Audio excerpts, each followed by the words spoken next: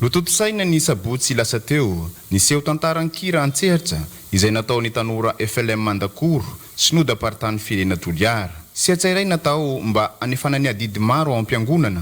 Eo ihany koa ny fanomanana ny jobily ho an'ny pastora mpitondra fileovana sy ireo mainty molaly mavitsika. Ary natao izao mba angataham-bavaka ny diabeny FFA izay atao any Antsirabe amin'ny volana Marsa ho avy izao.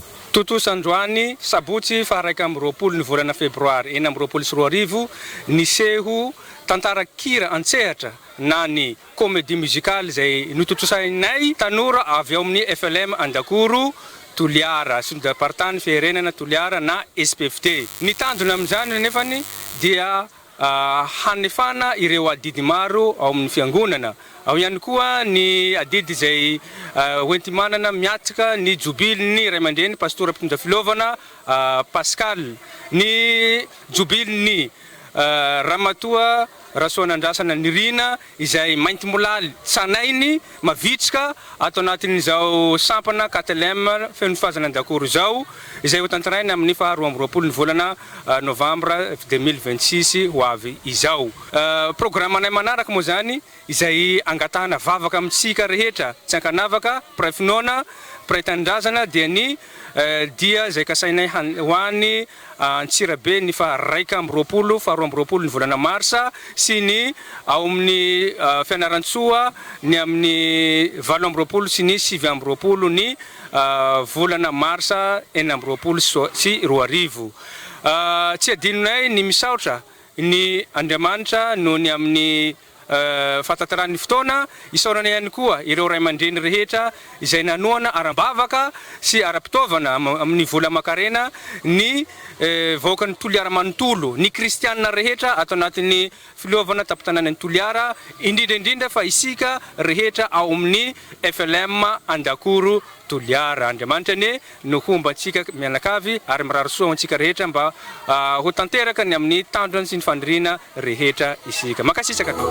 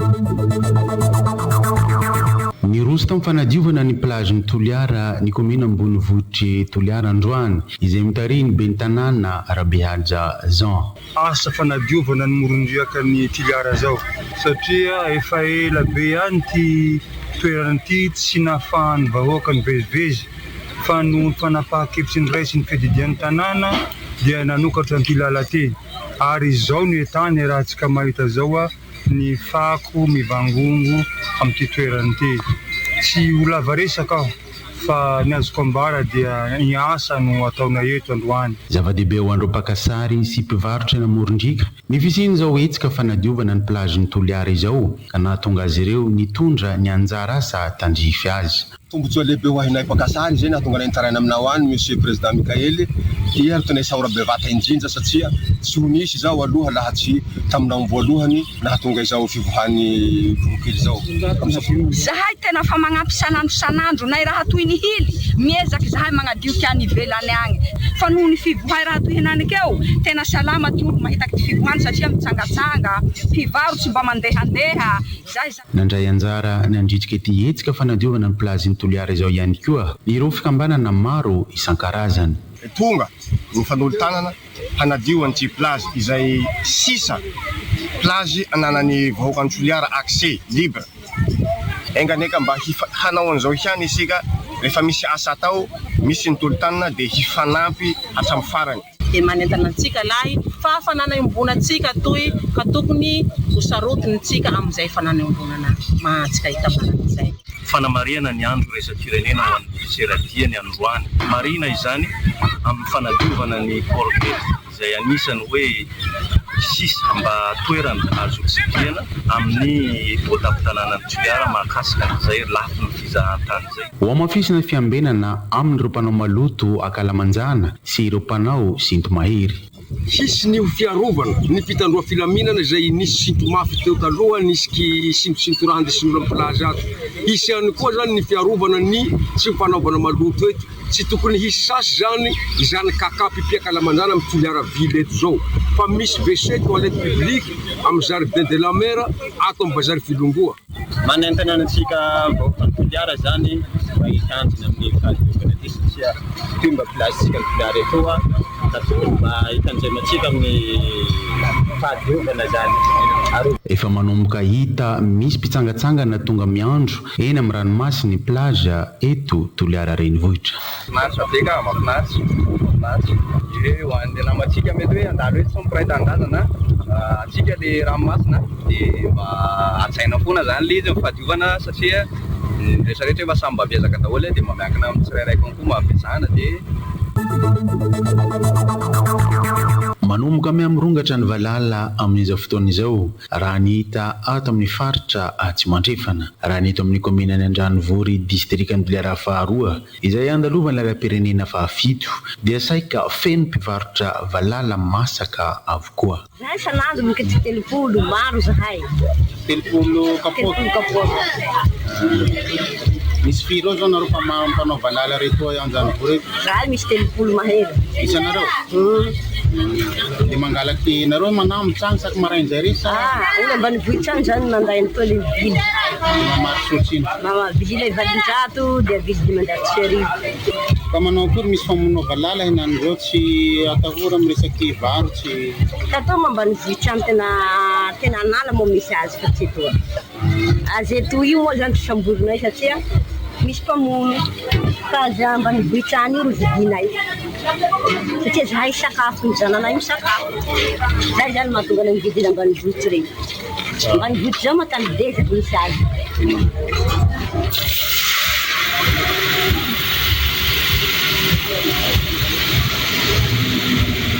misy amin'izy ireo ihany koa no manondrana valala makany fianaran-tsoa sy iosy izay mahatratra hatramin'ny arivo kapoaka isan'andro efa mandeha nefa nihetsika famonombalala atao ny FVM amin'izao ka mahaentra azy ireo amin'ny fanarahana maso ireo valala midy sy ahondrana marina etoana fa valala velo ary mijery fotony zahay isan'andro manentandreo valala reo ary misy fiara-miasa amin'ny gendarmerie sy ny miaramila manao détachement etoa mijery ny valala velo tsy atahorana ny famonjanana andreo valala reo na ny fihinan'ny olona andreo valala reo etoa fa valala velo reo tsy atahora isy risky tsy misy risky reo fa tsy matopo izy reo fa valala velo ny fepetsa voalohany raisina zany efa misy zany ny équipe-ny sensibilisation ao amin'ny FVM misy koa ny fanentanany fotony arahana amin'ny fokontany sy ny villageois ny hatseto aloha mbola tsy misy ny olona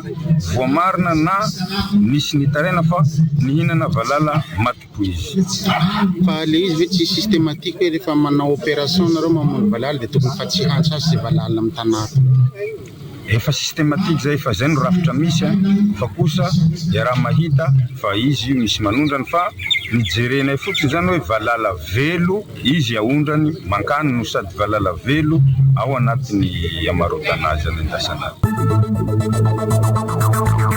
manoloana ny fitarainan'ireo mpamboly amin'ny fitongelana ny vidimokatra sy ny olana eo amin'ny fanatevenana ny kitapom-bolan'ny komina amin'ny alalan'ny tamberim-bidy dia nanatanteraka fampiofanana momba ny fitantanana ny tsenam-bokatra ho an'ireo ben'ny tanàna sy mpikirakira vola ao amin'ny komina ny Ankilimalinaka, Milenaky, Tsiantsiha, Belalanda, Marifoty, Manombo ary Tsifota ny avy ao amin'ny fitaliavam-pary sy ny varotra sy ny fanjifana Atsimo Andrefana.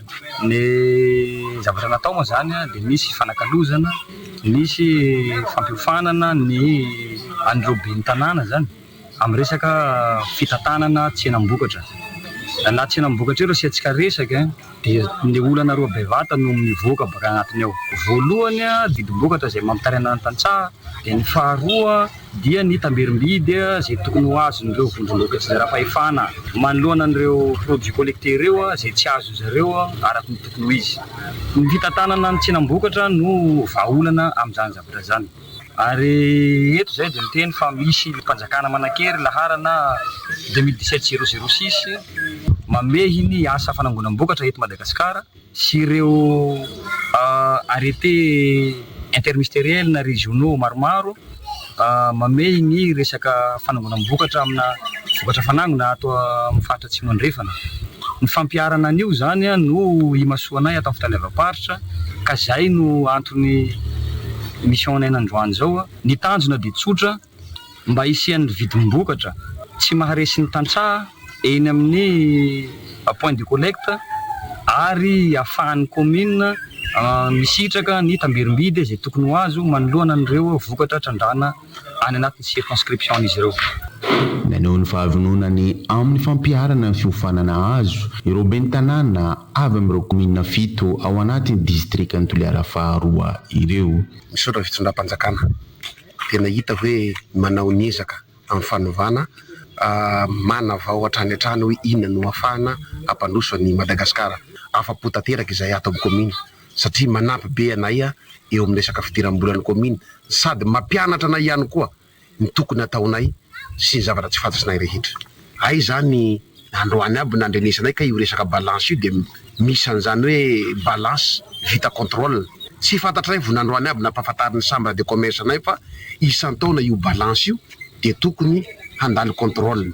Izany hoe misy mpitsidika an'io balance io mijery anazy mamoaka koa hoe ara-dalàna ity balance ity. Tsy hijanona amin'ireo komina 7 ireo ihany akory izao fampiofanana momba ny fitantanana tsenam-bokatra ataon'ny fitaliavam-paritra ny varotra sy ny fanjifana Atsimo Andrefana izao fa hitatra any amin'ireo komina hafa ihany koa. Nanatanteraka patrouille mixte ny fédération mihavao co-gestionnaire air protégé Amorny Onlay sy association Tamia gestionnaire air protégé Tsinjoriaky. Indroa miatoana ny fidinana natao voalohany tamin'izany dia fisafona natao ny 7 amby roapolo ka hatramin'ny 30 novambra 5 amby roapolo sy 2 arivo teo ary ny 7 amby folo hatramin'ny 2 amby roapolo desambra 5 amby roapolo sy 2 arivo izay niarahana tamin'ireo mpitandro ny filaminana avy ao amin'ny gendarmerie-pirenena. Tanjona ny fanamafisana ny fiarovana ny faritsarovana Tsinjoriaky sy Amorny Onlay amin'ny alalan'ny fisafona iraisan'ny fiarahamonina mitambatra mba hisian'ny sakana amin'ny fandikandalana ary fampahafantarana na fanentanana ny mpiarabelona. Nisy araka izany ny fitsidihana tampoka tsy tampoizina eny amin'ireo toerana stratejika. Natao araka izany ny fandraisana an-tsoratra ny fandikandalana tratra izay hanaovana tatitra any amin'ny manampahefana tandrify azy. Nentana ihany koa amin'ny fomba fitantanana maharitra ireo ponina ity fotony izay nifanotso tampoka tamin'ireo mpanao fisafona. Maromaro ny toerana itsidihana tamin'izany dia ny laka ao Ranomay izay mafy be ny tsindry mahazo azy, ny Alamaiky, Saint-Augustin, Ambohimavelo, Maromalo, Ranomay, ireo Alahongo. Nisy ihany koa ny fitsidihana tampoka ireo toerana fandrahoana siratany sy fanamboarana toaka gasy izay manipaka hazo ny sasany izay tsy manara-dalàna amin'izy ireo. Nahitana vokatra tsara ny fidinana tampoka izay natao. Nisy trasa nampiasa harato izay tsy tokony hampiasaina ny tao Ranomay, nogazina ihany koa ny laka sy harato nandoa vondina izy ireo. Misy koa ny trasa nanapaka hazo tsy nahazoana lalana ny tao Ranomay, nogazina ny hazo sy ny fitaovana nampiasaina nandoa vondina ihany koa izy ireo. Maro ny tranga niseho toy tao amin'ny Alahongo sy Alamaiky, tao Tapadala sy Pisopiso, fanapana hazo, fanamboarana Sarbao ao amin'ny commune Saint-Augustin. Nandositra ny tompony nantoka tamin'izany nentina teny anivon'ny vokotany raharaha ka narahina anatra sy fanentanana. Voalohany teny indrindra moa zany dia fisaorana mikoko natafitantsika an'izao androandroany zao satria vita zay ny fiaraha-miasa izay niarahana tamin'ny aéroprotégé Tsinjoliaky dia fiseny fédération Miravao zay midina tety fotony ke eto zao zay tsy hainay tsy esoka amin'ny conservation lesy zay namasy an'io projet io. Hita moa zany fa nisy vokatsorony mihitsy zany hitanay tao anatin'ny fidirany tety fotony ka minsy manantena zany zahay fa hitody zao asa zao ary tena hitanay hoe mety aminay ety fotony mihitsy zao fanatanterahana fidin'ny tety fotony tany. Ko manantena sy milary kontsika iaby zany sotima ro PPF mba anatotosanday ny fiaraha-miasa amin'ity taona vaovao 2026. Hentra ny taleparitry ny tanora sy ny fanatanjahantena tsy moandrefana amin'ny tokony hanajana ny fahadiovana ato amin'ny kianjana metrakira andaboly. Tsy natao fanariam-pako ny ato amin'ny kianja ho izy. Nisy araka zany ny fiaraha-miasa eo nivo ny fiadidian'ny fonja sy ny komina Toliara Ambonivohitra ary ny fitalefaparitsy ny tanora sy ny fanatanjahantena tsy moandrefana ny avy ao amin'ny fahasalamam-bahoaka teo ihany koa ireo ligiparitra misy ato an-toerana samy niarana nadion'ny kianja metrakira nanomboka ny zoma 20 febroary 2024 ary mbola hitohy izany. Antsika pon'ny Toliara niezaka manao ny fanadiovana izahay aby eto dia aoka re mba ho hajaitsika izay fahadiovana zay tsy toerana fanaovana maloto ny ato fa toerana fanaovana fanatanjahantena dikan'izay ato ny makana fahasalamana fa tsy sanatsia fakana aretina amin'ny maloto ko manaiky raha manaitana atsika ampijano tanteraka ny fanaovana maloto ato amin'ny kianja Metrakira. Ireo voafonja no nandray anjara betsaka amin'ny asa fanadiovana. Natao ihany koa ny fanomezan-tany satria fanjakana samy fanjakana mifanampy ary anjara biriky ny division pénitentiaire amin'ny fanohanana amin'ny fanjakana ihany koa izao fanomezan-tany ny jeunesse sport zao amin'ny fanadiovana ny tanànan'ny Toliara izay santarina amin'ny fanadiovana amin'ity terrain Andaboly Metrakira ity. Ny fanireny mbo tsy tsahatra amin'ity ihany fa santatsy azy ny fitalefaparitsy ny jeunesse sport fa misokatra ho an'ny rehetra amin'ny fitalefaparitra rehetrarehetra ny fandrarana ny fonja amin'ny fanomezan-tany izay azo ho anomezan-tany rehetra eny nahatra amin'ny commune ripainy aza. Nanampy ara-pitaovana ihany koa ny avy ao amin'ny fiadidian'ny commune Ambonivohitra. Efa ela ihany ty toerany tia no somary maloto araky ny teny namako teo ka androana angambany dia iangaviana koa amintsika zay mampiasa ny ty toerany ty ato Andaboly fa manomboka androany angambany dia fa misy koa ny laminasa ho fandaminana na ny fidirana ato satria gabraraka loatra le toerana ka mba mila koa zany ny tandronana zay toerana ty zay satria araka ny teny namana teo toerana manatantara ty Andaboly ty ka zay laminasa zay iarahana amin'ny jeunesse sport zay hatao zay dia ho tanterahana tokoa ato ny ho fampiasana ny kianjany Metrakira ty.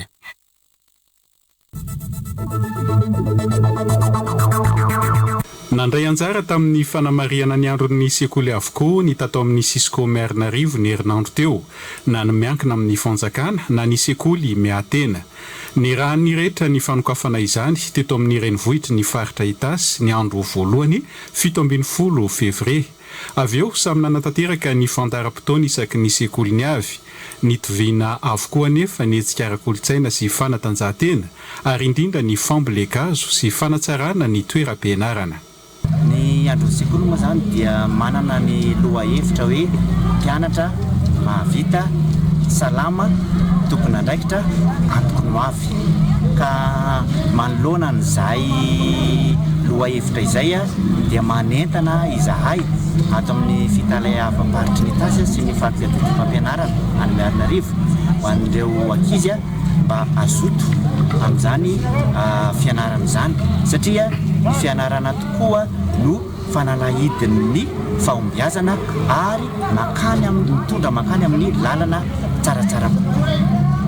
Ny safidiny teto amin'ny EPP Antsahamaina Zapo Merinarivo faharoa ireo mpiasa ny Cisco Merinarivo ny alakamisy 17 février niarana amboly azo tamin'ireo mpianatra sy mpanabe ary iray aman-dreny ny mpianatra taty an-toerana.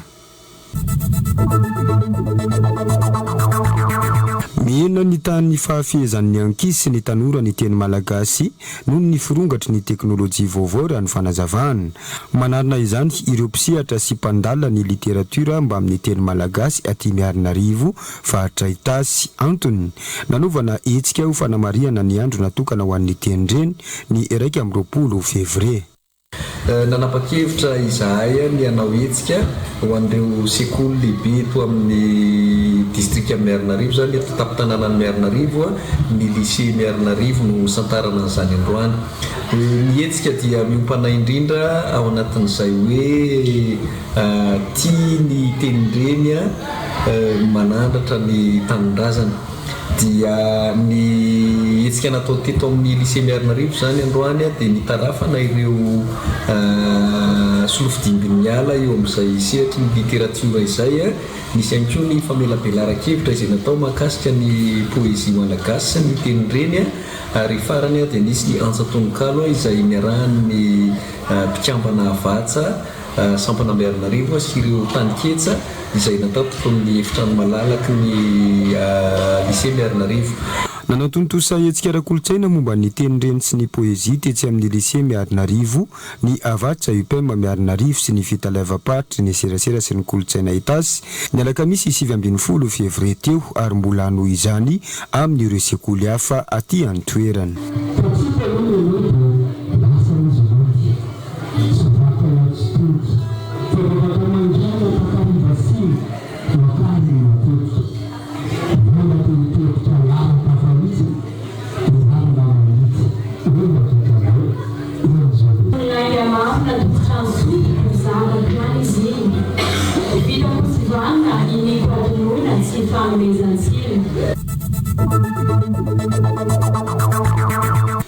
Mienatra ny famokaran-drano miainga eto amin'ny loharano Marotsingiala mamatsy ny tanàna ny Miarinarivo noho ny faharinganan'ireo ala nisy teto.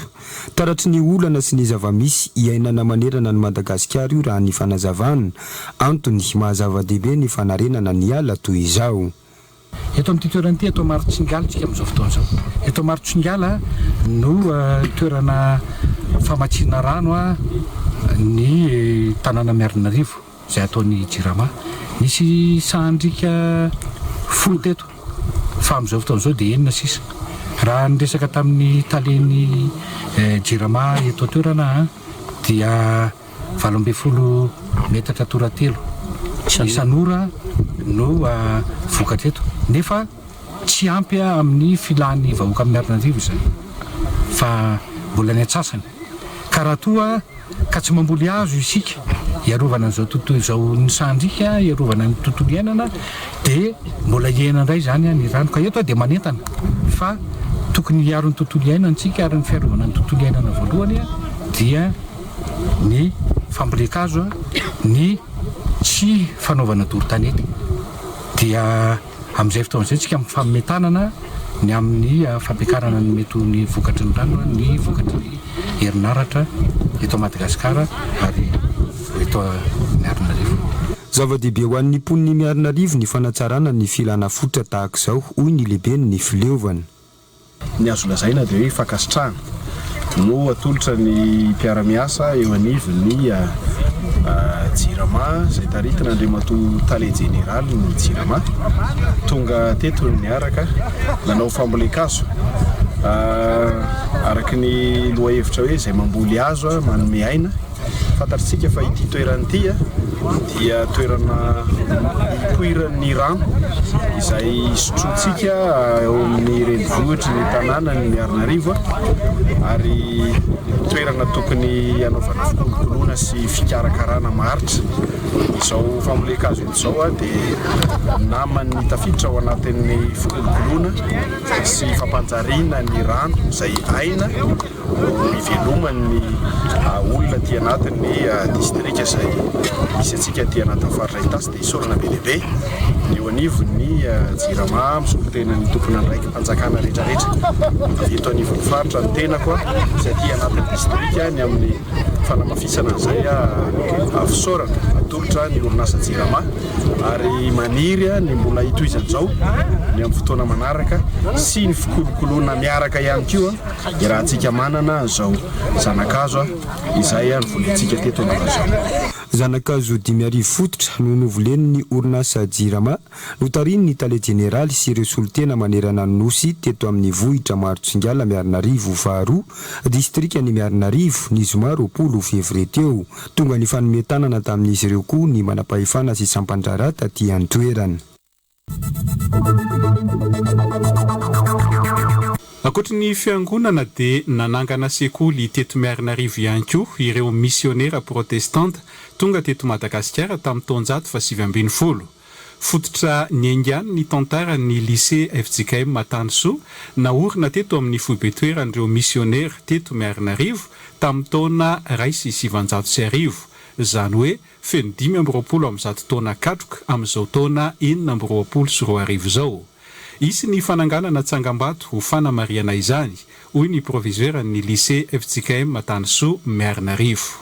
Afara indray mitaiza sy manabe ireo taranakitsika ho avy dia ifametanana isika amin'ny fanabeazana sy ny fandraisana an-tanana izany zobily fa 520 taona izany. Atsangam-bato telo izany tompokony amin'izao 520 taona izao, ny terrain synthétique, ny bibliothèque numérique ary fanavaozana ny fotodrafitrasa. Dia alaohery ndo hiazakazaka ndo ifametanana fa atsika tieny efa aty Noska fanaraka ny fomba ampiangonana ny zoma 20 février teo ny fankalazana ny 520 taona ny lycée FJKM Matansoa Miarinarivo isan'ny zokony indrindra amin'ireo sekoly aty amin'ny faritra Itazy natrehan'ireo tompon'andraikitra ara-pinoana sy ara-panjakana aty an-toerana.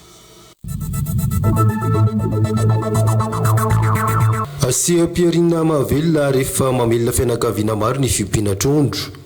Mora fehezina ny teknika ary malalaka ihany koa ny tsenam-barotra. Efa tena betsaka ireo misehatra amin'ity Asia Pierina ity raha eto Madagasikara. Raha ato amin'ny faritra Vadivavy, adiny ao amin'ny distrika ny Fanadina no efa ahitana mpiompy-trondro betsaka indrindra raha mitaminy mananjary sy nosvarika.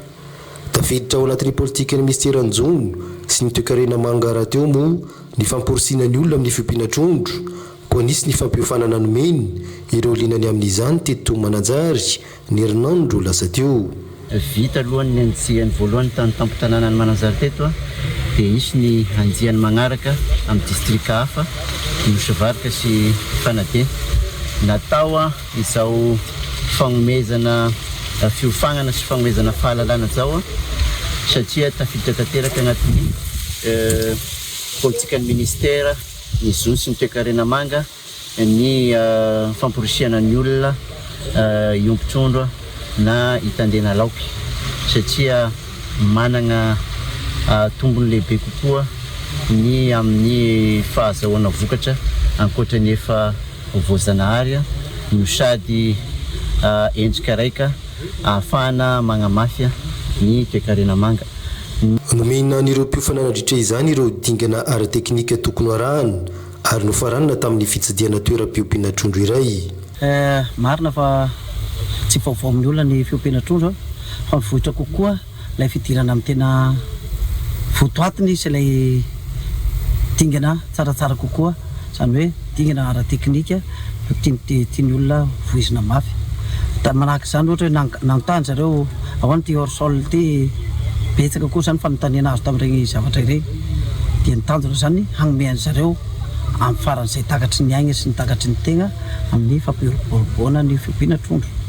Fiofana manodidina ny 20 no niatrika ny fiofanana izay nitoaterana teto Mananjary nandritra ny iray andro.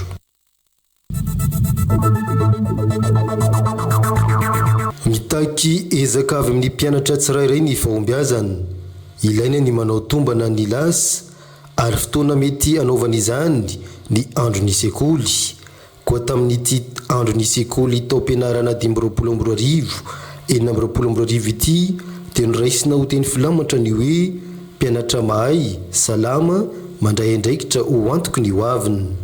Anisan'ny zavatra nosindriana mafy le hoe mpianatra mahay mitakinina amin'ny sika moa izany rankizy dia mitaky ny fahazotoana mianatra.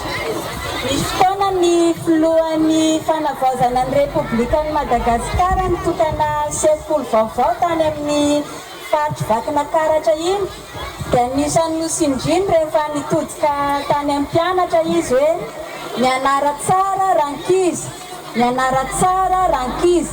Naverina tetika mihitsy izay teny izay dia mafaly ny tenanay koa mamerina n'izany teny izany eto amintsika androany ny mpianatra ato amin'ny faritra Vatovavy. Mianara tsara rankizy fa ny mpianatra mianatra tsara dia lasa mpianatra mahay. Tomponantoka amin'ny fombiazan'ny mpianatra ihany koa ny mpampianatra koa zava-dehibe ny fampitomboana ny ezaka amin'ny fanatsarana hatrany ny kalitaon'ny fanabeazana. Mitodika manokana amin'ny sikapanabe rehetra tsy ankanavaka na miankina na tsy miankina amin'ny fanjakana satria raha voalaza fa mahay ny mpianatra sika dia tena hoe tomponantoka voalohany amin'izany sikapanabe. Efa manohitra ny fisarana sady ny tenanay amin'ny ezaka mafy be ataonareo hatramin'izay ary mbola manentana hatrany amin'ny tsy taom-pianarana vaovao ty ampitombo hatrany ny ezaka ataonareo. Etsika maro no nentina nankalazana ny andron'ny sekoly nandritry ny 3 andro teto Mananjary. Nandray anjara avokoa ireo mpianatra avy amin'ny sekoly miankina sy tsy miankina amin'ny fanjakana. Anareo ny firesapotanteraka tamin'ny poniny Tomasina Traboina tamin'ny fandalovan'ny rivodozagezany iny ny ponina teto Mananjary tamin'ny lalan'ny voikava mahatratra hoentina manampy azy ireo. Navitriky ny fandraisana anjara ny rehetra nahitana an'ireo mpiasam-panjakana sy mpiasa tsy miankina, mpandraharaha, fikambanana ary hatramin'ny olon-tsotra. Tapavitreny voaka ny Mananjary zany dia azoko lazaina hoe sara satria zay sy naregny tamin'ny aino manjery dia mahita maso dia mivilika azy ireo manosaka an'izay anjara. Zany hoe tena sy misifa misy fa dia magnano hoe tamboko raika amin'ny olona ny tamatavy agny ny olona eto Mananjary. Ka na zaza io na mpianatra na olona maventy misy aza dia olona tena hoe mafiady indrindra dia hoe tsy hoana mba alefako tamatavy. Regninay nisy aignana fohy, nisy fanagnana rava, nisy tragno potika dia miraika fo aminareo zahay ty Mananjary na dia lavitra aza. Tonga nitondra ny anjara birikiny ihany koa ireo mpanao gazety miankina sy tsy miankina amin'ny fanjakana teto Mananjary. Nohony amin'ny famalena ny aso ny amin'ity voikava mahatratra ty zany dia tonga izahay avy ato amin'ny DRCC Vatovavy namotra an'izao fanomezana voikava mahatratra ho an'ny ponina Traboinan'ny Tamatavy izao. Miroso hatrany ny asa fanamboarana hotara ny lalana eto an-tampon-tanànan'ny Mananjary ary efa saika vita ny ampahany betsaka amin'izany. Tsapa fa manomboka miverina ny fandehanana mafy ho an'ireo fiara sy kodiaran-droa. Mbola betsaka ihany koa ireo mpandeha tongotra no tsy mampiasa ny trottoir ka nitondran'ny ben'ny tanàna ny Mananjary toromarika manokana ho an'ny mpandeha tongotra ampiasa ny lalana natokana ho an'ny mpandeha tongotra ho fisoroana ny loza. Efa manomboka vita zao ny trottoir dia izao ny trottoir tompoko dia natao ny mpandeha tongotra. Tsy misy koa mpianatra mandeha agnarabe fa ambony trottoir ny andehanasena mpianatra marobe manomboka izao. Zay ny toromarika sy mainsy araina na iodika ve na iodika vanana dia zay ny mifehensena. Koa izakana nareo mpampianatra rehetra manomboka izao dia tezao championnat ny zaza maolomba amin'ny trottoir. Zany natao dia elana amin'ny accident. Ny accident makosa madinika ankoatranao rafitana moto na rafitana tômôbila folaka la mitaraboka amin'ny goudron ireo dia mbola masaka koa iaigna tratry ny goudron mangampanangana olona miaigna. Entanina ihany koa izy ireo mpamily fiara sy kodiaran-droa anaja hatrany ny lalàna mifeny famoivoizany. Onsena manana moto, tômôbila, tuk-tuk ary cyclopus manana permis matoa mitondra an'io. Samia magnaja ny code de la route fa sy nataony mpandeha tongotra fotsiny magnaja an'izany fa isika no voalohany mitarika an'izany eto tampon-tanànan'ny Mananjary. ka ny fiadidimy tanàna dia magnambara hoe manomboka izao dia zéro accident eto tapin-tanànany Mananjara raha magnaraka sarany toromarika anareo. Imbasoan'ny fikambanan'ny mpanao gazety eto Menabe na ny CGM, collectif des journalistes de Menabe, ny fanomanana fankalazana ny andron'ny Telme, Jatseivana, imorondavana nandray ny fankalazana nasionaly sy nampiatrano ny fankalazana ny andron'ny Telme ho an'ny tapany atsimo nosy ny taona 2024 loalaharana tamin'ny fikarakarana rehetra ny CGM any mananjary ny fankalazana ho an'ny faritra atsimo rehetra koa efa miohana amin'izany sahady ny eto Menabe etsika maro araka izany no ho atao ny volana martsa misy ny fifaninanana mira ho atao andraisany isaky ny sampandrara rehetra eto anivon'ny faritra Anjara ny aprily misy ny kabaret ho karakarain'ny fikambanana tanjona moa ny ahafahana mandefa délégationna maro misy ny fampafantarana ireo etsika ireo tamin'ny lehiben'ny sampandrara teto Morondava ny farany herinandro teo misy ihany koa ny fionamben ireo mpanao gazety mivondrona anatin'ny CGM na ahafahana nanovan'ny barao hitantana ny fikambanana ao anatin'ny teletaona. Nasongadina tamin'ny alalan'ny fifaninanana vaky teny sy soratononina teny anivon'ireny sekoly ambara tonga voalohany ireny ny teny Sakalava. Teny Sakalava izay tenyreny ato amin'ny faritra Menabe zava-dehibe ary isan'ny kolontsaina ny fanondratana izany tenyreny zany raha ny fanazavana. Nankalaza ny andro raisampirenena ho an'ny tenyreny izay ato amin'ny fitalevam-paritra serasera sy ny kolontsaina eto Menabe izay tanterahana teto Morondava, eto amin'ny distrika Morondava dia teto amin'ny EPP Andakabe no safidinay. Misy ny fifaninanana isaky ny sekoly dia androany zany no namarana anazy tamin'ny alalan'ny fifaninanana vaky teny, fifaninanana soratononina amin'ny teny Sakalava satria zay ny tenyreny aty amin'ny faritra Menabe dia ny teny Sakalava no nasandratra amin'izay amin'ny kolontsaina aty amin'ny faritra Menabe izay.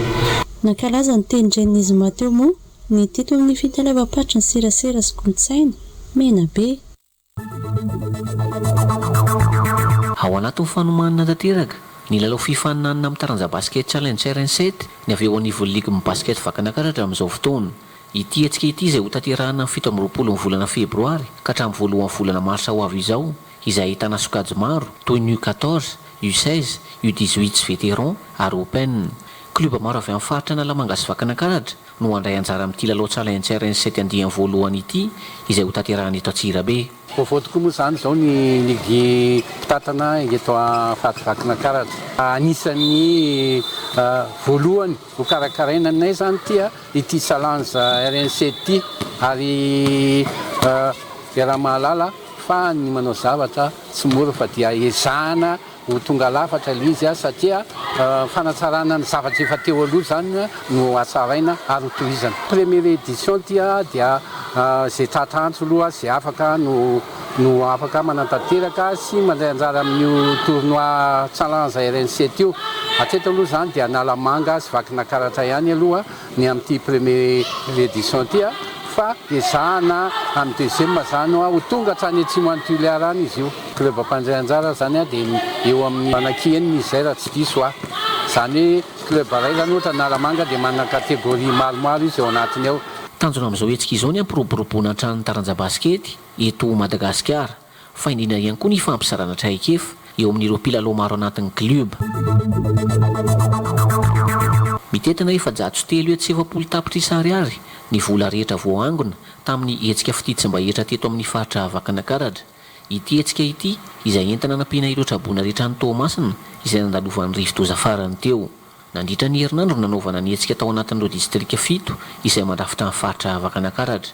Nangonina teto amin'ny Tsangambato Antsirabe avokoa ireo vola rehetra sy ireo entana isan-karazany entina nampiana ireo traboana ny Tomasina. Mavesatra ny fahavoazana satria maro ny namony aidy amina rivony no tsy manan-kialofana ary foto-drafitrasa maro tokoa no potika tanteraka. Tsy afaka nitazaposiny anefa isika vahoaka ny vakinankaratra fa noho ny soatoavina izay mampiray antsika vahoaka malagasy dia namaly ny antsony firaisakina nasionaly isika. Hita teto ny mbola ijoroan'ny firaisakina ny fifankatiavana indrindraindrindra ny fifampitsonjovana satria dia nahavelom-bolo tokoa ny vokatra ny tolo-tanana ny vohikava mahantratra izay nokarakaraintsika misaotra antsika rehetra ny amin'ny fandraisana anjara Andriamanitra manakaripasoavana ne amaly fity antsika tsirairay avy irarina tokoa ny itohizan'izao firaisakinantsika eto vakina karatra izao indrindra ny amin'ny fampandrosoana ity faritra malalantsika ity tonga nitondra ny anjara-birikiny tamin'izao hetsika izao ihany koa ny fikambanan'ireo sinoa sy mipandrarava eto vakina karatra fotsimbara milanja ray taona natolotra izy ireo tamin'izany amin'izao zavatra nazona mantsika ny toamasina zao a tsy niraviravitana zahay eto amin'ny avy eto Antsirabe vakina karatra miaraka amin'ny association chinoise d'outre-mer vakina karatra ka nanolotra vary 20 kitapo na 1 tonne ho an'ireo namantsika tsabona any Tamatavy vary le izy satria fototro sakafontsika malagasy vary zay natonga anay nanome vary io araka nylazako hoe ohatran'ny mpanolotra ihany io dia kelikely ihany ny maso dia zay kely ahiratra omena fa ny manaraka mohitantsika eo ihany naomby ny hetsika fititsy mba hetra izay entina nampiana ireo trabona any amin'ny faritra Toamasina raha ho an'ny faritra vakina karatra manokana efa maro ireo trano sy tanàna betsaka miorina amin'ny tanin'ny faritany izay apetrahan'ny olona toy ny eny amin'ny fokotanin'ny Tanambao, Sonerana ary Berafina. Hanampy eo amin'ny fisitranimponina izany ny fanjakana satria efa maro ireo ny fanamadiso amin'ny laly ireo mponina raha ny fanazavana. Ny ren'ireo mponina dia mba azon'ireo ny tany efa nanorenan'ireo finenana efa taonany maro. Tanambao dia agnisan'ny misitraka ny toerana hoe izay ny faritany. Kanefa momba izao araka ny voalazan'ny professeur teo dia fa misy ny hetsika atao hamindra izany toerana hoe ny faritany izay ho lasa terrain domanial mba hisitrahan'ny fokon'olona Tanambao an'ilay toerana satria zay pasoko ny efa malama fa voalaza teo aby fa fataona maro ny sitrahan'olo ny nanametisany fokon'olo toerana milisy titre 15-13V ao Tanambao ary voalaza tao dia fa tragno maro hoe na ny tany isia tomboka sa misy koa dia atao akory koa moa ny agnalan'izay teo fa dia fangatahana ary mba apetraka amin'ny fitondram-panjakana mba hanomeza ny hisitrahany fokon'olonareo marobe any tany io fa satria dia mandry tsy lavoloha hatramin'izao le pony amony ao. Hanampy ny vahoaka amin'ny fisitranimponina ireo tany sy olom-bavam-bahoaka Setarajoely izay nandray ireo solon-tenan'ny fokotany. Nambara ny fahangatana ho tany-panjakana ireo tany faritany ireo mba hanamorana ny hahazoany vahoaka azy raha ny fanazavana. Ao anatin'ireo fokotany ireo misy tany ny faritany teo aloha na le hoe ex-province izany hoe tany titre Bornea amin'ny faritany ilay tany fa ireo tany ireo efa anatina taona maro no nisy fanorenana eo ambonin'ilay tany izany hoe nanaovan'ny vahoaka trano eo na najary na namainty molaly ireo vahoaka ireo hatramin'izay an'io tany io tsy nisy fanakanana fa nisy ara ny fahazahoan-dalana mihitsy avy any amin'ny commune nafandrareo nanorina trano tamin'ireo tany ireo dia ankehitriny kosa satria efa tena taona maro le izy ary efa maro be ilay trano miorina ohatra hoe ny ao Sonerana zao tena efa fokotany ray manontolo ny any Beravina zao ilay parc provincial izay manoloana ny CMP ny akaikin'ny akilan'ny hôtel de finance iny ohatran'izay koa ny eto Tanambao aty ambadika ny anan'ny ENI sy ny gendarmerie io dia anisan'ny efa tanàna be izy ireo dia rehefa nifampiresaka tamin'ny ministry ny fanajariana ny tany dia mahafinaritra be ny fanapahan-kevitra ny raisiny satria hoe atao sy ezahana ny anampiana ny vahoaka mba hanana ny trano finenana sy hanana ny tany isitrahany an'izany tany izany fa na izany na tsy izany kosa dia tsy maintsy arahana ny fepetra izay voalazany lalàna eo anivon'izany fanatanterahana ny famindrana ny tany amin'ireo vahoaka ireo. Ny herinaratra atao ny varandresaka no tanteran'ireo filohan'ny fokotany telo isan'ny voakasika ao anatin'ny tanin'ny faritany teo aloha sy ny fisolom-bavam-bahoaka ny Fianaratsoa.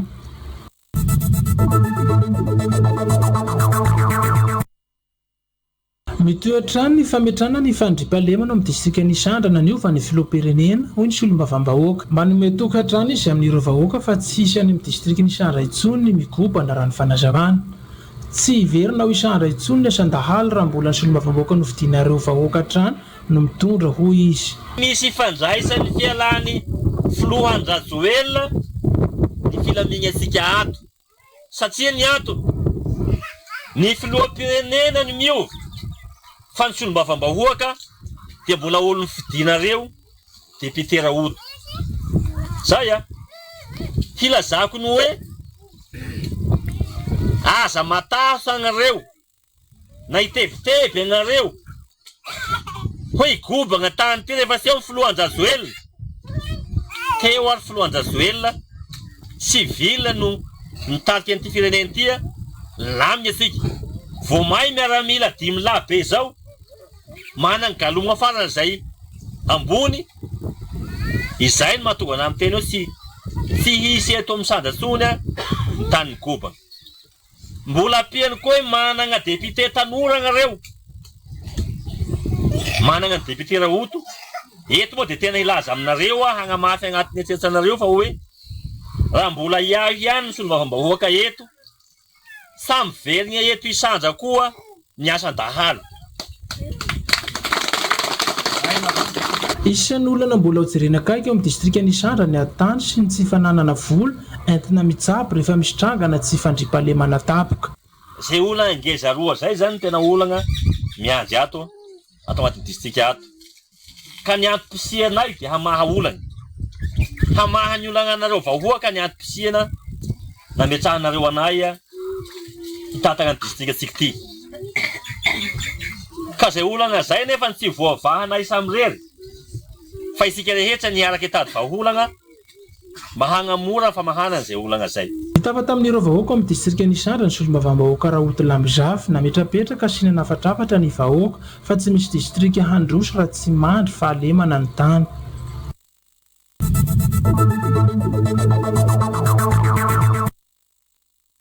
Anisan'ny olana ny anan'ny vahoaka amin'ny komina Andoharanomaitso efa mataonany maro ny faratsy ny lalina mampitohy ny komina sy ny distrikan'ny Fianaratsoa. Efa nisy ny antsoafy nataon'ny mpitondra ao an-tanàna nataon'ny ben'ny tanàna sy ireo vahoaka. Antony nahatonga ny solom-bavam-bahoaka nanomboka ny fanamboarana ny lalana niaraka tamin'ireo vahoaka fa mampandroso ny komina raha ny fanazavana. Avy eto Ambalavatso zany sy Andoharanomaitso no atao androany. Ity moa zany dia agnatin'ny lara-pahamehana amin'ny fampandrosoan'ny komina satria ny komina dia mieritreritra ny hoe lafitra ara-toe-karena sy ny sosialy. Fampandrosoana zany ka raha mieritreritra fampandrosoana ara-toe-karena sy sosialy zany dia ny lalana zany no mivoen'izay voalohany indrindra. Ka ny androany dia totosa zany ny asa iarana amin'ny fokon'olo satria mbola misy koa ny tsy ho vita fokon'olo ihany. Eto moa dia alohana fisaoana any honorable député Raoto vita ty Sandra satria dia fadinika miarana-tagna aminazy tagnambolony mihitsy ny hoe atombokisika ilay izy ka eo asika magnatsara azy indray. Mampiavaka ny androany dia ny fahazahoana n'ilay engin ny région Mahatsiatra zany efa manao ny asany koa izy mitrandraka ny zita antoana ny lalana. Io koa dia mbola fandraisana anjara, fandraisana tagnana avy amin'ny honorable zay alohana fisaona fakasitrahana koa na azahoana izay fitaovana zay tonga aty. Atomboka atao amin'ny komina Andoharanomaitso ny fanamboarana ny lalana manerana ny distrikan'i Sandra hoy ny solom-bavam-bahoaka. Efa ataonany maro no nahoantsoafy ny vahoaka amin'ny hanamboarana ny lalana ka izao napia ny solom-bavam-bahoaka izao amin'ny hanatanterahana azy. Ny komina Andoharanomaitso ty nataontsika hoe lohany satria misy fomba fitarona zay ny antony hoe Isandra ihany fa Andoharanomaitso Isandra soasoa. Ka atomboka hatreto zany ataontsika ny fanaovana ty lalana ty. Eto moa dia maro tokoa nareo agnatin'ny Facebook ny aina manjery no milaza fa sy anjarany solombam-bahoaka ny manao lalagna fa manao lalàna ny asany ekena ary marina zany ka rehefa tsy handray atagnana zahay solombam-bahoaka mba afaka handray atagnana ve agnareo zay milaza agnatin'io Facebook io saigny aminay amanjery satria mahatsapa agna iato isandro fa tena anjoron-damba efa ela ihany no nitaraigny an'ity lalagna eto tia soa injagna andorano maitso salan'izany koa ny Andimbe Sotanana salan'izany koa ny Ambalavao Forea Mazo Arivo ary amin'ny Closement ziskagny amin'ny fanjakana zay teto hoe mampimenimeny ny vahoaka izy io ka zay natonga nandray atagnana satria raha niandry anareo ihany ny tegnanay de eto agnay mianakavy nijerena fotsiny teto ka eto araka volazanareo hoe volany siady ve de eto anatrehanareo vahoaka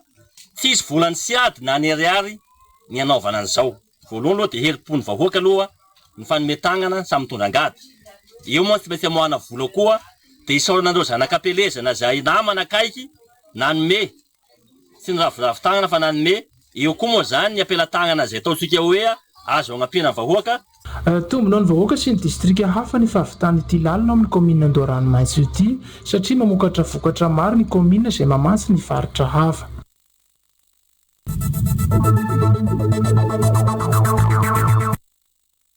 Misy fepetra ny fitazomana olona any Amponja avy amin'ny fitsarana raha ny fanazavana.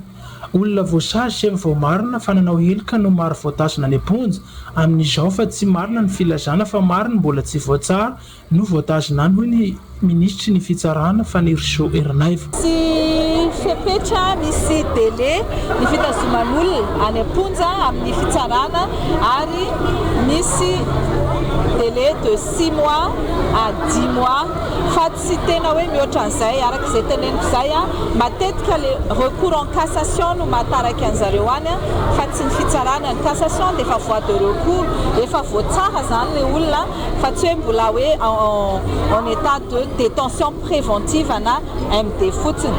Misy diso ihany ho any information zay azontsika satria ny olona voasazy efa condamné no tena betsaka any Amponja noho ny olona voatazona vonjimay. Nanaovana fisaorana sy fakasana ihany koa ny avy ministeran'ny fitsarana ny lehibe ny fampanoavana ambony sy ny filohan'ny voalohany cour d'appel ny Fianaratsoa indrindra ny fandalovan'ny misy ny fitsarana taty Fianaratsoa ny herinandro lasa teo. Ihany koa fa tamin'ny alalan'ny mpiarana-asa rehetra ato amin'ny juridiction valo ato amin'ny faritany Fianaratsoa dia nampitondra teny tsika ny angavy na matoa ministra hoe mba mangataka zay raha matoa ministra mba omeo taratasy fisaorana ry zareo avy any amin'ny ministera mba ho félicitation zany hoe fiarabana azy ary fanomezana fakasitrahana azy amin'izay asa nataony izay ary dia nivaliny izay tsy nandeha tanapolo izy koa eto fa nitondra nyity taratasy ity zay matolotray sy madame le président azy mirala avy any amin'ny ministère mba te afintsika zay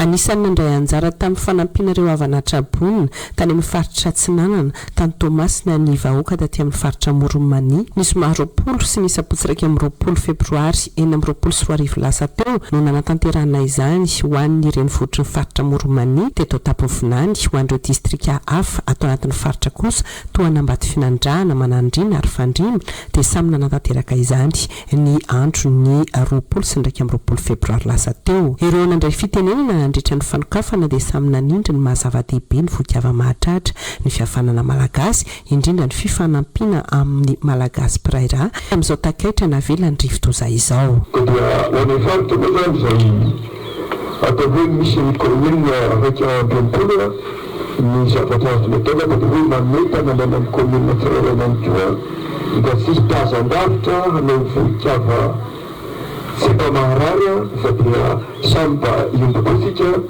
mba izeny an'izao avasika amin'ny Tomasina. Androany no anehontsika izay firaisana fo afindrona-po ary indrindra ihany koa fanehontsika ny fitiavatsika ny piray-tandrazana amintsika. Mametana atsika vahoaka ray manontolo tanatin'ny faritra Moromania izay soloko tena amin'ireo député dia ny mianadabo ny tagnako ny mijoro eto fa noho ny mety tsirana ndraiky tazay tsafana izy ireo dia mitondra ny teny hafa mino hafa misy ny atao izay fiombanana zay mitarika ny fanolorana ny fanomezana moa ireo solombavambahoaka voafity tato anatin'ny distrika an'Ambositra na rany teo anivon'ny prefektora an'Ambositra ny faritra Moromania ireo sapandrara mpanjakana maro samihafa teo ihany koa ny fikambanana ny olotsotra na tratratra any amin'ny 1,730 tapitra ariary ny vola voangona nandritra izany ho an'ny teto Ambositra renivohitra faritra io ihany koa ireo entana toy ny vary ny tsaramaso ny kiraro ny taolana ny akanjo sy ireo maro hafa.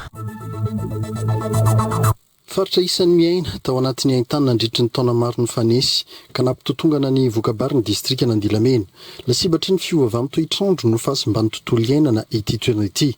Tamin'ny alalan'ny doroala, ny fitrandrahanala, fitrandrana ireo arena ankebon'ny tany samihafa. Tsy misy ny fandriam-pahalemana raha tsy mamokatra ny vahoaka, miankina amin'ny fahalavira ny tontolo iainana nefa izay famokarana izay koa nanao lara-pahamena izany ry zareo teo anivon'ny tafika malagasy tao amin'ny bataillon d'infanterie d'Ambatondrazaka tao amin'ny Toby Andilamena. Araka ny tatsika zao moa zany amin'ny maha-olo-pirenena aloha dia mandray anjara ihany koa ny bataillon d'infanterie Ambatondrazaka amin'ny fambolekazo fanamaintsona ny nosy moa zany araka amin'ny politika mpanjakana izay misy amin'izao fotoana zao dia zanakazo misy eo amin'ny 500 fototra eo akasia moa zany io tazantsika volena amin'izao fotoana zao io miaramila ombambady ao ireo amin'ny fikambanana fibamina zany no manday anjara amin'izay.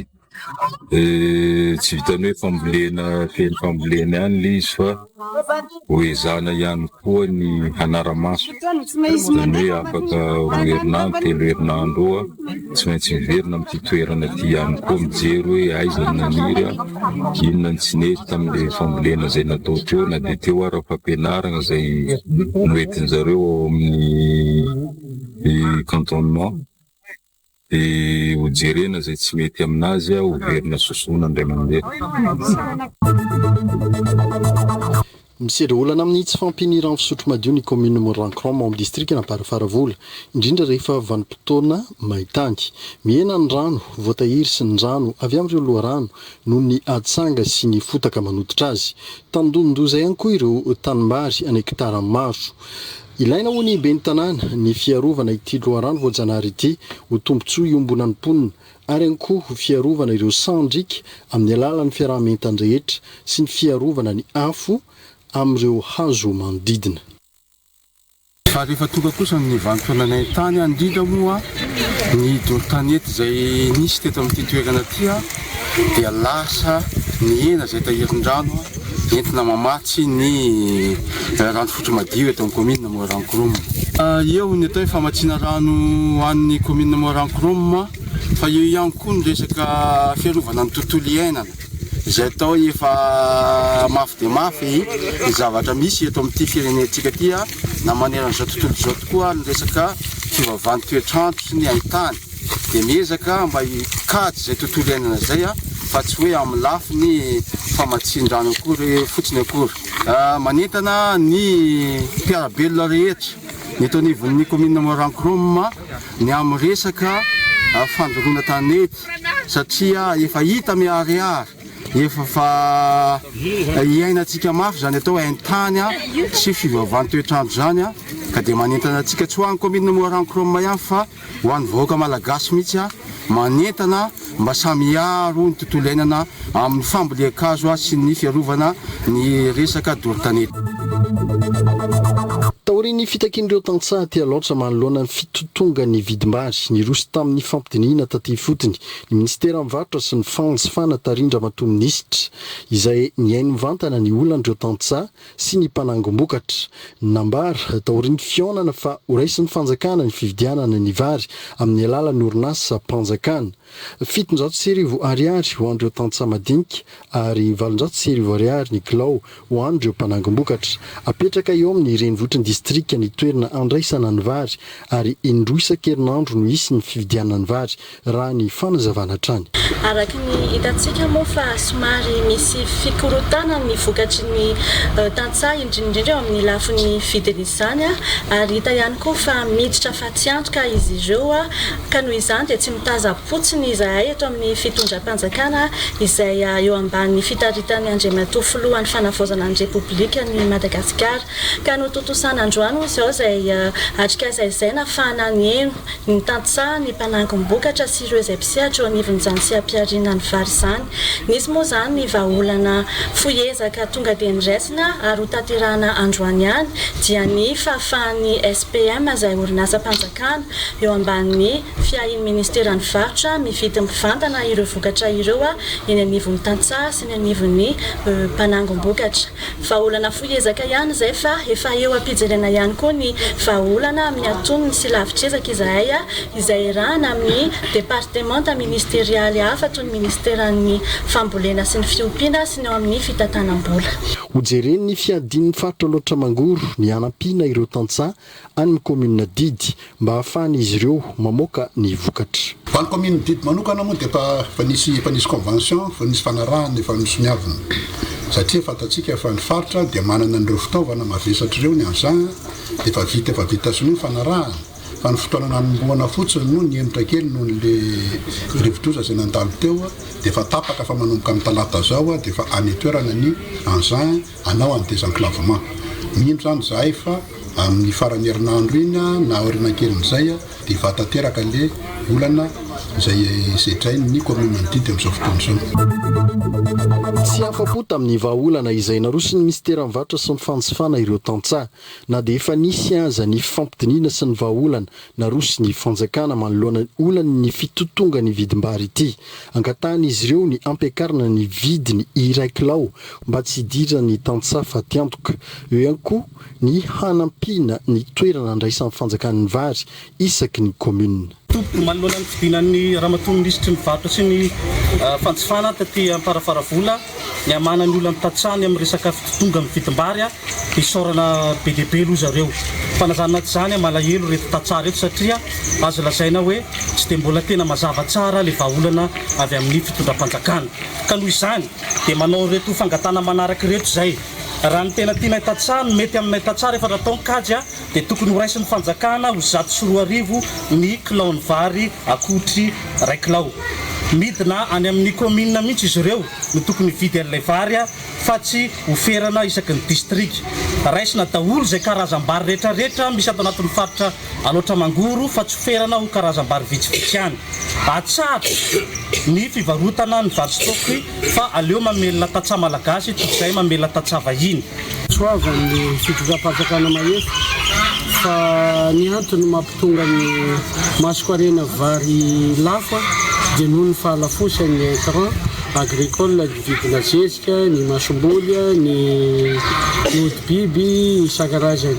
Ka mangataka izahay mba hijerena manokana mba ho subventionnena ny prix ny intrant agricole ahafahana mampidina ny masoko-arena ny vary. Dia mangataka koa izahay mba hampirindra tsy ampitony ny tantsaha mba ny hipetrahany SPM ny vidy ny vary mandritry ny taona fa tsy amin'ny fotoana kasarotana ihany. Isan'ny loharam-bola miantoka ny asa sosialy sy ny fampandrosoana ary mifampandiana ny asa eo anivon'ny faritra loatra mangoro ny vola avy amin'ireo tamberim-bidy miditra eo anivon'ny faritra.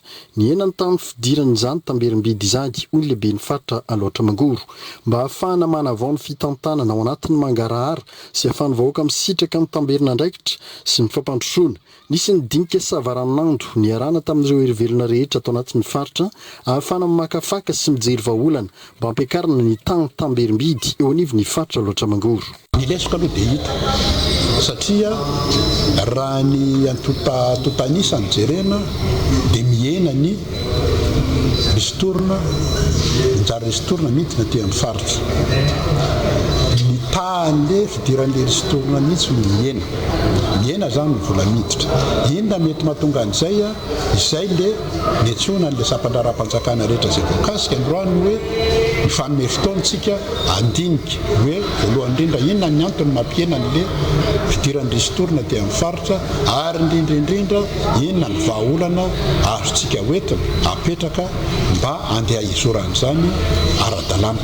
Nanamafy ity ray aman-dreny faritra ity fa irisona ny famokarana izay isan'ny mampanandanja ity faritra loatra mangory ity. Fijerena manokana ny arena sarobidy ambanin'ny tany sy ny ao anaty ala ary ny vokatry ny farina loatra. Ny elanelana misy amin'ny mpitandro filaminana sy ny vahoaka no mbolina mampanjaka ny tsy fandriam-pahalema noho ny taleparitry ny filaminam-bahoaka loatra mangoro. Nataony ezaka fanakakaizana ny vahoaka mba hanafoanina ireo elanelana ireo sy nafantarana ny olana iainan'izy ireo eny fotsiny. Dia nisma zany ny hetsika nataon'ny polisy pirenena taty amin'ny faritra loatra mangoro na teto Ambatondrazaka zany na tany Andilamena na tany Amparafaravola na tany Moraranokiroma na tany Moramanga nisy daholo tamin'ny fotoanan'ireny. Ireny zany mampiseho fa ny polisy pirenena dia miexista ary mandray ny andraikiny antsakany sy andavana afahana mitandro ny filaminana amin'ny lalàna ny fiarovany vahoaka sy ny fananana. Nosalorana galona ireo polisy pirenena miankatra teo amin'ny laharany inspecteur de police teto amin'ny fitaliavam-paritry ny filaminam-bahoaka loatra mangoro.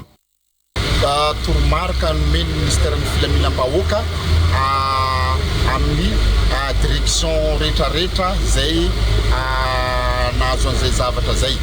Fa ny 5e degrady tsara ampatsahivina tsy ihany fa dia izy io zany misy promotion iny aby élève inspecteur et agent de police mivoaka amina fotoana anankiray dia ny 5e maniny zany no anomezana grady inspecteur ho an'ny brigadier chef de police zay mafelo fepetra.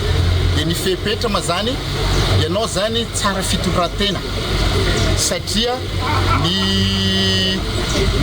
brigadier chef be dia be iran'ny Madagasikara ka izy io 1/5e de promotion iny zany no afaka isitraka an'izay fampiakarana grady zay.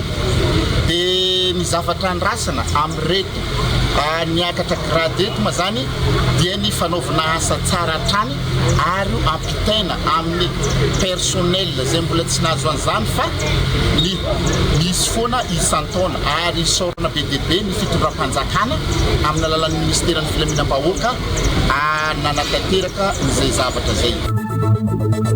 Fototry ny olona na ara-pianakaviana na ara-piarahamonina ny ady tany matetika miteraka endrika tsy fandriam-pahalemana hafa miafara amin'ny fifamonoana fandrobana fakaran-keriny izany lonilony izany raha atao anatin'ny faritra loatra mangoro. Ny tsy fanarana ny lalàna sy ny didy mpitsarana no antony mampahazovana izany hoy ny préfet Ambatondrazaka. Fanarahana ny lalàna, ny didim-pitsarana, ny ataontsika hoe titre ataoko amin'ny teny vahiny ilay izy ny titre boky, titre any am-pelantanan'ny tompon-tany tsy misy lasa ohatrany tsy misy valeur an'izany ilay izy lasa tsy voapiatra zany fa lasa mahazo tombon-day loatra le hoe izay vahoaka squatter mipetraka barofo amin'le tany dia nay le tany ka itsika zany tsy tokony amin'izay tsony ny lalatsaina fa jerena tsara ambony ambany le izy jerena tsara ny lalàna mifehy ny didy avoaka ny fitsarana dia lalàna koa ireny efa tapitra ny ataontsika hoe ny recours zany amin'ny didim-pitsarana amin'ny resaka ady tany dia iny lalàna farany tsy maintsy ampiarina koa ka isika raha hitany filaminana ao anatin'ny resaka ady tany ao anatin'ny resaka fanaovana barofo tanin'olona zay manatompo ara-dalàna nefa tsy misitraka ny taniny fa hidirana ankiriny dia ny fanarahana lalàna ihany no azo etiana amin'izay.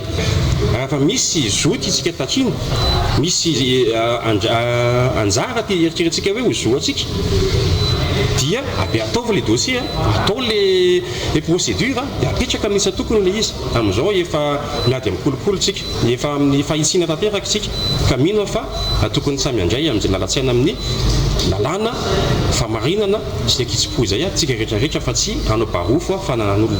Tsy hivina fa efa maro ireo namony aindy no ity ady tany ity raha ny teto Ambatondrazaka. Ho Ho firesanjarany amin'ny fanampiana ireo toroboinan'ny rivodozany gezany tany Tomasina dia tonga manampy arak'izay voatsirambin'ny tanan'izy ireo ny fikambanana toeraka maroantsetra izay monina sy miasa eto Antsiranana izay antsoina hoe fitema. Tonga eto zahay fikambanana teraka maroantsetra eto Antsiranana amin'ny mahazanaka Tamatavy zahay amin'ny voina nahazo ny faritra Tamatavy manontolo dia tonga zay mitondra anjara biritinay zay voatsirambin'ny tanana mba entinay agnampiana ny havanay rehetra any amin'ny faritra Tamatavy ka ingreto zay solony tena vitsivitsy ny fikambanana ty manolotra zany fanampiana kely izay ampelantananay zany dia magnaraka zegny amin'ny zavatra zay nandalo loza voajanahary nandalo tary Tamatavy cyclone dia eto zahay mampahery rary ny zanaka Tamatavy rehetra ny vahoaka ny Tamatavy rehetra amin'ny loza zay nahazo azy tagny mba hery amin'izany zavatra zany engany mba tsy ho iseky ny loza karaha igny mahazo ny tanitsika fa mba hatsaragna Andriamanitra ny fiadanana ny anampatsika jiaby.